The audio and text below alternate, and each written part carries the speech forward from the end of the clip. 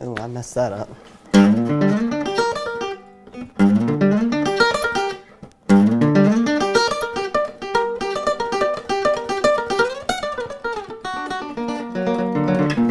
Julian is the youngest of my 4 children.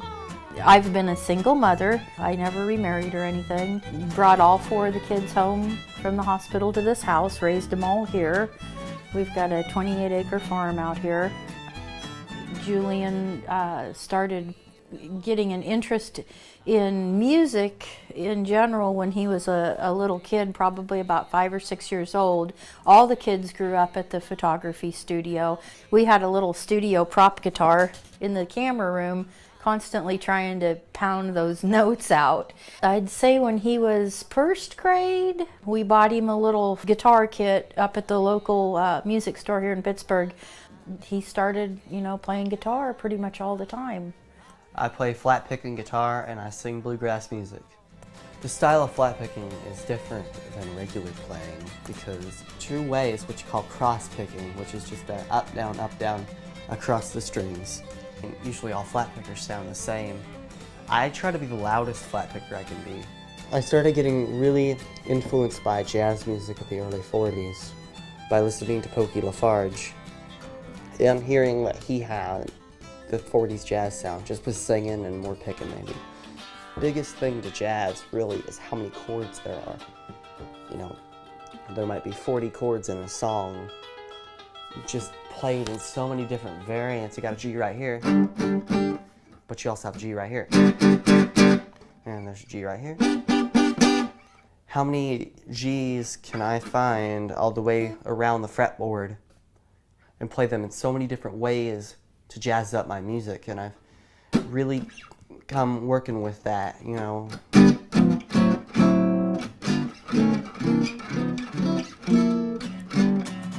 Yeah, we played a couple open mic nights here in Pittsburgh. There's not much going on around this town, but we got into whatever we could.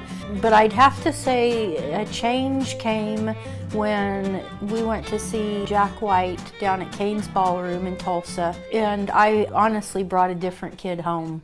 He would play guitar around here at these little open mic nights, and he was good. He could play a couple little songs, but he would never sing. When he saw Jack White, it changed him, and he started singing. It was just like a domino effect.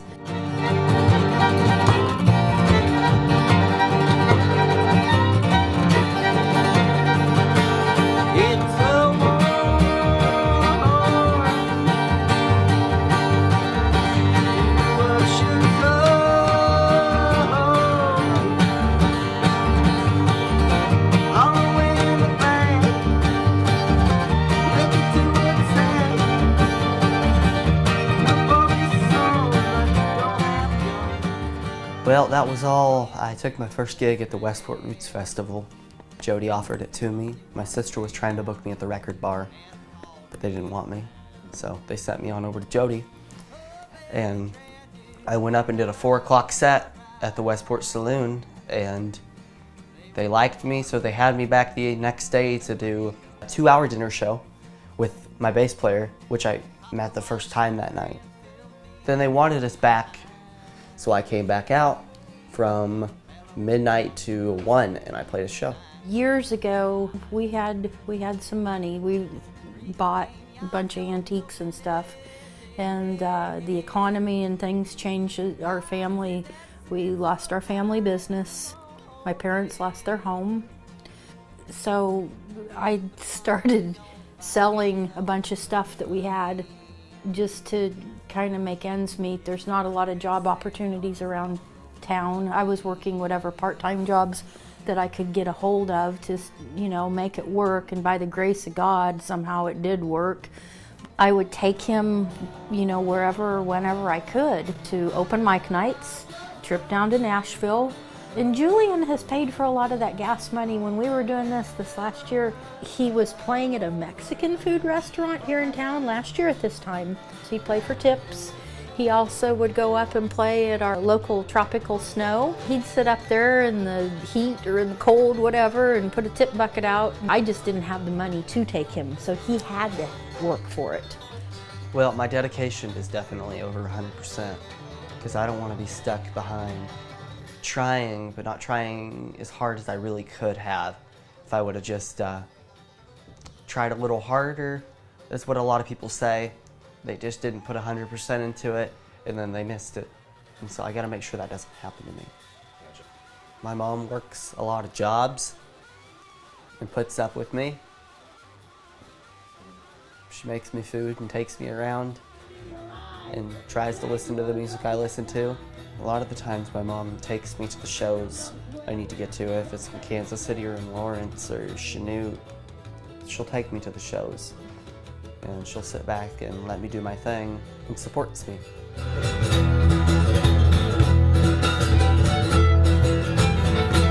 you. Hope y'all have a good night. My name is Julian Davis.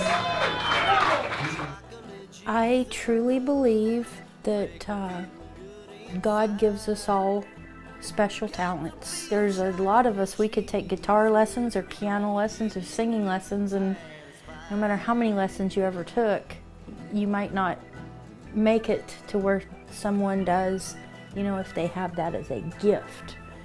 Early on, Julian had really never been further than Joplin. We just didn't have the means or the money. It was frustrating for him. And I used to tell him, keep practicing that guitar because you have a gift. And when the day comes that somebody calls or somebody wants you to play somewhere, you're going to be able to do this stuff. He put a lot of time in practicing too. So I would say that between being a God-given gift and really working towards perfecting that, I'd say that's had a lot to do with his success. I want to be remembered for my music and the style I have made an impact on. I would like to be mainstream Americana. I really don't even feel like there's really mainstream Americana out there. There's pretend people that are like that. But all the teenagers, to know who I am in this style of music and get them involved in it as well. If I really work hard enough and I keep it right, that's the goal right there. Julian's oldest sister went through a horrible time. We thought we were going to lose her. I think Julian got to see a lot of things that really made him realize how important it is to stay on top of your game and to, do the right things, make the right choices. But he's got a heart of gold. He's a good kid. He's a very good kid. What would be the odds? I'd be swinging those ivory knobs. She was built long ago back in 1913, and her name, oh, her name was Maybelline.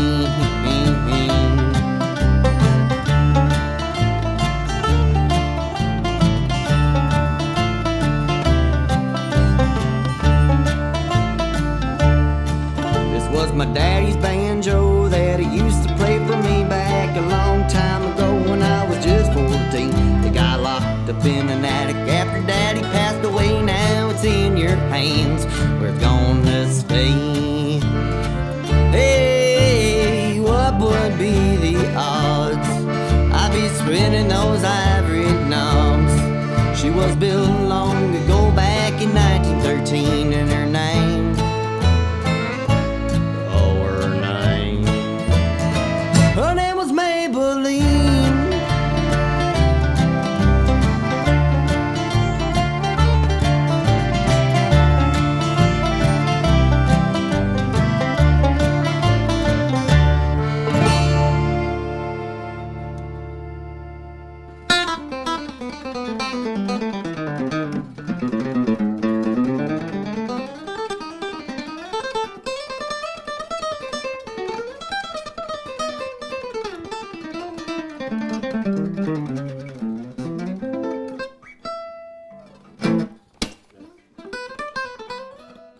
Want to see my overall collection?